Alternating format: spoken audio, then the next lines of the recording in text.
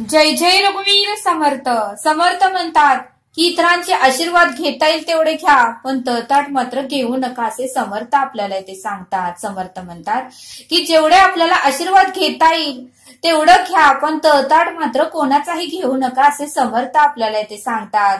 आणि म्हणून समर्थ सांगतात की परमेश्वर सांगतो त्या मार्गाने आपण गेलो तर ईश्वर जो सांगतो त्या मार्गाने जर आपण गेलो तर आपल्या जीवनाचं सार्थकच होणार आहे. आपल्या जीवनाचं सार्थकच होणार आहे. संत लोकही समर्थ म्हणतात की संत लोक ही ईश्वराने सांगितलेल्या मार्गानेच गेले. संत लोकही ईश्वराने सांगितलेल्या मार्गानेच गेले आणि त्यामुळे संत लोकांना सायुज्य मुक्ती प्राप्त झाली, त्यांना उत्तमाची गती प्राप्त झाली असं समर्थ आपल्याला ते सांगतात. आणि म्हणून समर्थ सांगतात की ईश्वर शक्ती इतकी मोठी आहे. म्हणून समर्थ सांगतात की ईश्वर शक्ती इतकी मोठी आहे किती मोठी आहे हे मात्र आपल्याला सांगता येत नाही. ईश्वर शक्ती एवढी मोठी आहे की ती किती मोठी आहे हे मात्र आपल्याला सांगताच येत नाही असं समर्थ आपल्याला ते सांगतात. आणि म्हणून समर्थ म्हणतात की समुद्रात मासे किती आहेत हे आपण सांगू शकत नाही. समुद्रामध्ये मासे किती आहेत हे आपण सांगू शकत नाही.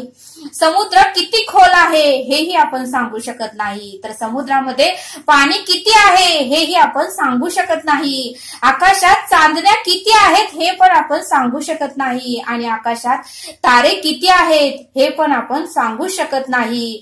हे मोजून सांगणे शक्यच नाही असं समर्थ आपल्याला ते सांगतात. आणि म्हणून समर्थ म्हणतात ही शक्ती ज्याच्यामध्ये आहे, ही शक्ती ज्याच्यामध्ये वास करून आहे, अशा शक्तीपुढे आपल्याला नतमस्तक झालंच पाहिजे. आणि त्या शक्तीचा आपल्याला अनुभव घेता आला पाहिजे, त्या शक्तीची आपल्याला प्रचिती घेता आली पाहिजे असं समर्थ आपल्याला ते सांगतात. आणि म्हणून समर्थ म्हणतात की संत लोकांनी जगाला उत्तमाचा मार्ग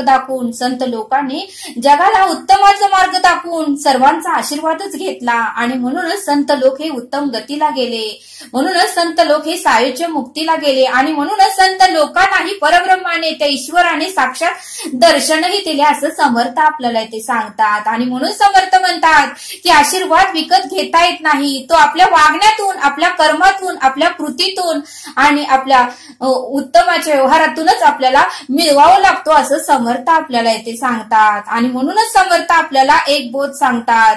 एक मोठा शेतकरी होता आणि त्याने आपल्या शेतामध्ये ज्वारीचं पीक घेतलं होतं. एक मोठा शेतकरी होता आणि त्याने आपल्या शेतामध्ये ज्वारीचं पीक घेतलं होतं. ज्वारीची तोडणीही झाली होती आणि सर्व ज्वारी त्याने आपल्या शेतामध्ये वाळू घातली होती, उन्हाला वाळू घातली होती. आणि कामानिमित्त त्याला परगावी जावं लागलं. आणि त्यावेळेस आपल्या ज्वारीची राखण कोण करणार हा त्या शेतकऱ्याच्या पुढे प्रश्न पडला. त्यावेळेस तो शेतकरी संत तुकारामांकडे गेले आणि संत तुकारामांना म्हणाले की महाराज, मी गावाला जाणार आहे, शेतीची काही कामं आहेत, मला शेतीची काही अवजारे विकत घ्यायची आहेत, त्यामुळे मी परगावी चाललोय. मी संध्याकाळी परत येतो, पण आज दिवसभर या शेतीची राखण तुम्ही करा, या ज्वारीची राखण तुम्ही करा. असे तर तुम्ही भंडारे डोंगरावर जाऊन नामस्मरणच करता, त्याऐवजी माझ्या शेतामध्ये येऊन बसा आणि तुम्ही ज्वारीची राखण करा. कोण पक्षी आले, कोण प्राणी ज्वारी खायला आले तर तुम्ही त्या पक्ष्यांना, प्राण्यांना हकलून द्या आणि तुम्ही आज दिवसभर माझ्या शेतीची राखण करा, माझ्या ज्वारीची राखण करा. त्यावेळेस संत तुकाराम त्या शेतकऱ्याला म्हणाले की ठीक आहे, तुम्ही जावा, मी आज तुमच्या शेतीची राखण करतो, तुम्ही जाऊन या, तुम्ही कोणतीही काळजी करू नका, तुम्ही जाऊन या, तुमचं सर्व काम करून तुम्ही या. त्यावेळेस तो शेतकरी परगावी गेला आणि संत तुकाराम महाराज त्याच्या शेतीकडे गेले आणि तेथेच एक झाडाखाली ते बसले आणि अखंड विठ्ठलाचं नामस्मरण करत बसले. संत तुकाराम झाडाखाली बसून अखंड त्या विठ्ठलाचं नामस्मरण करत बसले. पण मात्र संत तुकारामाचं लक्ष अखंड नामस्मरणातच होतं. भरपूर प्राणी आले, पक्षी आले, सर्वांनी ज्वारी खाल्ली, प्राण्यांनी ज्वारी खाल्ली, गाईने ज्वारी खाल्ली, गाढव आले, गाढवानी ज्वारी खाल्ली. सर्व पशु पक्ष्यांनी ज्वारी खाल्ली, सर्वांनी ज्वारी खाल्ली, पण संत तुकारामांनी मात्र एकालाही हाकललं नाही, एकालाही मारलं नाही किंवा एकालाही काहीही बोलले नाही. संत तुकाराम मात्र अखंड त्या विठ्ठलाचं नामस्मरण करतच बसले. भरपूर प्राणी आले, भरपूर पक्षी आले आणि भरपूर त्या प्राण्यांनी पक्ष्यांनी ज्वारी खाल्ली, पण तुकारामांचं मात्र त्या प्राण्यांना त्या पक्ष्यांना काहीही बोलले नाहीत. अखंड त्यांचं लक्ष नामस्मरणातच होतं. पण आजूबाजूचे जे लोक होते ते संत तुकारामाचा मत्सर करत होते, द्वेष करत होते, तिरस्कार करत होते. त्यांनाही एक संधी मिळालीच की संत तुकारामांबद्दल त्या शेतकऱ्यांना सांगायचे. त्यांना ही संधी मिळालीच आणि ते लोकही संत तुकाराम काय चूक करतील आणि ते आपण इतरांना सांगू असे ते लोक वाट पाहतच होते. कारण ते लोक संत तुकारामाचा द्वेष करत होते, मत्सर करत होते, तिरस्कार करत होते आणि सर्व लोकांनी मिळून ठरवलं की आपण त्या शेतकऱ्याला सर्व काही सांगायचं. आणि दुसऱ्या दिवशी मात्र तो शेतकरी आला आणि त्या शेतकऱ्याकडे गावातली सर्व लोक गेली आणि गावातली सर्व लोक म्हणायला लागले की तुम्ही ज्या संत तुकारामांना त्या शेतीची राखण करायला ठेवली, पण त्यांनी मात्र प्रामाणिकपणे शेतीची राखण केली नाही. ते मात्र अखंड विठ्ठलाचं नामस्मरण करतच बसले. त्यांचं लक्ष मात्र ज्वारीकडे नव्हतं. बरेच पक्षी आले, प्राणी आले, सर्वांनी ज्वारी खाऊन गेली, तरी त्यांचं लक्ष नव्हतं. त्यावेळेस ते शेतकरी म्हणाले, पण संत तुकारामांवर तर माझा पूर्णपणे विश्वास होता. ते अखंड भगवंताचं नामस्मरण करतात आणि ते खरंच प्रामाणिक आहे. माझा त्यांच्यावर पूर्णपणे विश्वास होता आणि म्हणूनच त्यांना मी शेतीचं राखण करायला सांगितलं. त्यावेळेस आजूबाजूचे लोक म्हणाले, त्यावेळेस शेजारचे लोक म्हणाले, पण तुम्ही एवढा विश्वास टाकलाय, पण एकदा तुमच्या ज्वारीची तुम्ही मोजणी तर करा. तुमची ज्वारीची मोजणी किती होणार होती ते तुम्ही सांगा. त्यावेळेस तो शेतकरी म्हणला, जवळजवळ 10 पोती तरी माझ्या ज्वारीची मोजणी होईल. आम्ही अंदाजे सांगतोय, तेवढं पोती तर होणारच आहे. त्यावेळेस ते आजूबाजूचे लोक म्हणाले, ठीक आहे, याचा आपण सोक्षमोक्ष आजच लावूया. तुम्ही चला आणि ज्वारीची आपण मोजणी करूया, आम्हीही तुम्हाला मदत करतो. त्यावेळेस आजूबाजूचे लोकही त्या शेतकऱ्यांबरोबर त्या शेतीकडे आले. संत तुकारामही तेथेच होते. त्यावेळेस त्या शेतकऱ्यांनी ज्वारीची मोजणी केली, तर ज्वारीची मोजणी 10 ऐवजी 20 पोती झाली. त्यावेळेस मात्र सर्व लोक आश्चर्य झालं. सर्व आश्चर्यचकित पाहू लागले. त्या शेतकऱ्याला म्हणू लागले, एवढी ज्वारी कशी झाली? आणि त्या शेतकऱ्यालाही आश्चर्य वाटलं की 10 पोती ज्वारी होणार होती ती 20 पोती कशी झाली. 10 पोती ज्वारी होणार होती ती 20 पोती कशी झाली असं त्यांनाही आश्चर्य वाटलं. त्यावेळेस तो शेतकरी संत तुकारामाच्या पाया पडू लागले. मला क्षमा करा आणि इतरांच्या बोलण्यातून मी येऊन तुम्हाला बरंच काही बोललो. मला क्षमा करा, मी तुम्हाला वाटेल ते बोललो आणि खरंच तुम्हीच माझ्या शेतीची राखण केली आणि त्यामुळे ज्वारीचं पीक 10 पोती येणार होतं ते 20 पोती झालं. पण आता हे 10 पोती ज्वारी मी तुम्हाला देणार आहे आणि 10 पोतीच मी घेणार आहे. तुम्ही माझ्या शेतीची राखण केली, त्याचा मोबदला म्हणून मी 10 पोती ज्वारी मी तुम्हाला देणार आहे. त्यावेळेस संत तुकाराम महाराज म्हणले की मला ही ज्वारी नको आहे. मला माझ्या परब्रह्माने, माझ्या विठ्ठलाने सर्व काही दिलं आहे. मला आता कशाचीही गरज नाही आणि त्या ईश्वराने, त्या परब्रह्मानेच तुमच्या ज्वारीचं पीक वाढवून दिलं आहे. कारण त्या पशुपक्ष्यांचा आशीर्वाद मला मिळाला, त्या गायीचा आशीर्वाद मला मिळाला, त्या गाढवाचा आशीर्वाद मिळाला. चराचरामध्ये, सृष्टीमध्ये तो भरून व्यापून उरलेला आहे आणि त्याने ज्वारी खाल्ली आणि त्यानेच परत ज्वारी आपल्याला दिली. मला तुम्ही ज्वारी देऊ नका. जे कोण गोर गरीब आहेत या गावामध्ये, ज्यांची शेतीमध्ये ज्वारी पिकलेली नाही आणि जे कष्ट करत आहेत, जे त्रास सहन करत आहेत, ज्यांना दुःख खरंच आहे, त्या सर्व घरांमध्ये तुम्ही ही ज्वारी वाटून टाका. त्यावेळेस त्या शेतकऱ्यांनी आपल्या गावातील सर्व लोकांना 50-50 किलो ज्वारी अशी वाटून टाकली. जे कोणी गरीब आहे, ज्यांच्या शेतामध्ये ज्वारी पिकलीच नाही, ज्यांना खरंच ज्वारीची गरज होती, अशा सर्व लोकांना त्या शेतकऱ्यांनी मोफत ज्वारी देऊन टाकली. बघा म्हणले समर्थ, जर आपण इतरांचे आशीर्वाद घेतले तर आशीर्वाद वाया जातच नाही. कुठे ना कुठे तरी आपल्याला त्या आशीर्वादाची प्रचिती मिळतेच, त्या आशीर्वादाचं सुख समाधान आपल्याला मिळतच. आणि म्हणून समर्थ म्हणतात की संत तुकारामानेही सर्व सृष्टीमध्ये, चराचरामध्ये, प्राण्यामध्ये, पक्ष्यामध्ये, सर्वांमध्ये त्यांनी ईश्वर पाहिला होता. सर्वांमध्ये संत तुकाराम, संत विठ्ठल पाहिले होते.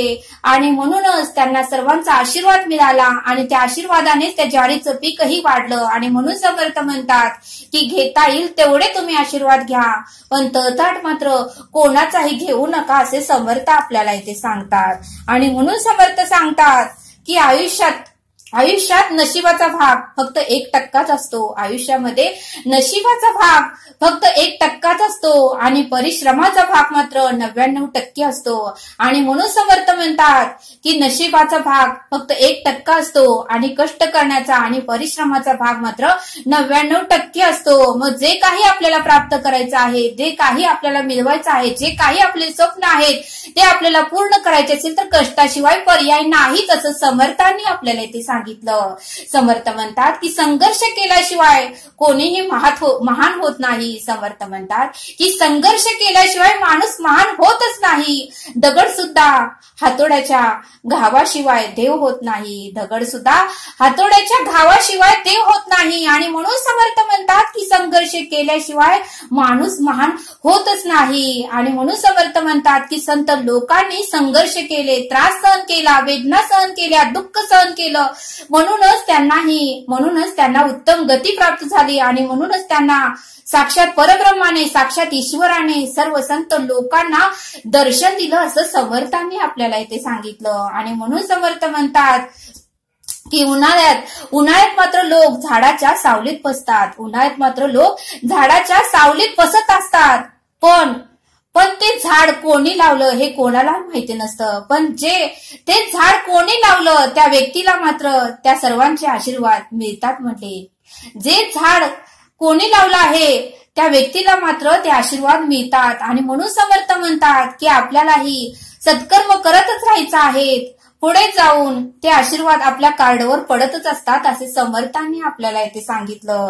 आणि म्हणून समर्थ म्हणतात की आपल्या घरातही गॅस संपला तर आपण गॅसची ऑर्डर करतो. आणि गॅसवाला मात्र जर आपण अपार्टमेंटमध्ये 2ऱ्या-3ऱ्या मजल्यावर राहत असेल तर गॅसवाला माणूस मात्र तो गॅस घेऊन वरती चढून येतो. त्यावेळेस त्या माणसालाही आपल्याला विचारता आलं पाहिजे, दादा तुम्ही थोडा वेळ बसा, पाणी घ्या आणि नंतर खाली जावा, असं माणूस किंवा नात्याने तरी आपल्याला विचारता आलं पाहिजे, असं समर्थ आपल्याला इथे सांगतात. आपण ऑनलाईन शॉपिंग करतो म्हटले, त्यावेळेस ते लोक जे काही आपण मागवलेली वस्तू घेऊन येतात तेही वरती आपण जर राहत असेल तर पायऱ्या चढून येतात. त्यावेळेस त्यांनाही घाम येतो, उन्हातानाचं ते ऍड्रेस शोधत येतात.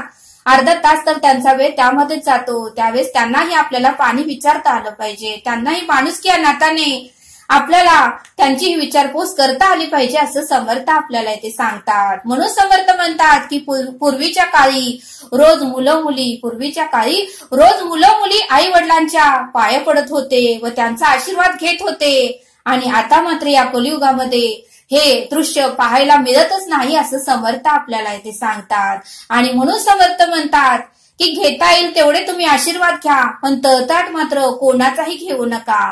कारण एखाद्या व्यक्तीचा जर आपण तळताट घेतला, त्याची हाय जर घेतली तर ते फेडल्याशिवाय आपल्याला सायुज्य मुक्तीचा दरवाजा उघडा होतच नाही आणि आपल्याला जन्म मृत्यूच्या फेरामध्ये अडकूनच राहावे लागते. आणि म्हणून समर्थ म्हणतात की पशु पक्ष्यांचा आशीर्वाद घ्या, प्रत्येक व्यक्तींचा तुम्ही आशीर्वाद घ्या. जे संकटात आहेत, जे त्रासात आहेत, जे दुःखात आहेत, जे वेदनेमध्ये आहेत, त्या सर्व लोकांना तुम्ही मदत करून, त्यांना विचारपूस करून त्यांचाही तुम्ही आशीर्वाद घ्या. आणि म्हणून समर्थ म्हणतात आशीर्वाद घेता येईल तेवढे घ्या, पण तळताट मात्र कोणाचाही घेऊ नका, असे समर्थांनी आपल्याला इथे सांगितलं.